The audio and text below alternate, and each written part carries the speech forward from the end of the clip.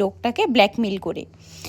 তাই জন্যই আজকে এত মিডিয়া, এত পুলিশ, এত কিছু। তো আই থিঙ্ক মহিলাটা জেনে গেছিলো যে এরম কিছু একটা ঘটনা ঘটেছে, তাই জন্য সকাল থেকেই মহিলা নিখোঁজ।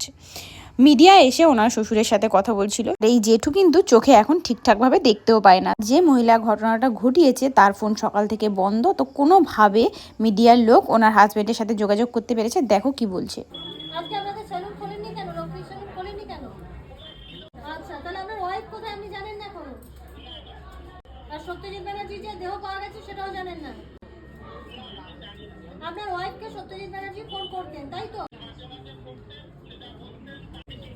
আপনার ওয়াইফের যদি ফোন নেই তাহলে সত্যজিৎ ব্যানার্জি কার ফোনে ফোন করতেন? এই বললেন সত্যজিৎ ব্যানার্জি ফোন করতেন মাঝে মাঝে, তাহলে কার ফোনে? আপনার ওয়াইফের তো আপনি বলছেন ফোন নেই, তাহলে কার ফোনে ফোন করতেন সত্যজিৎ বাবু?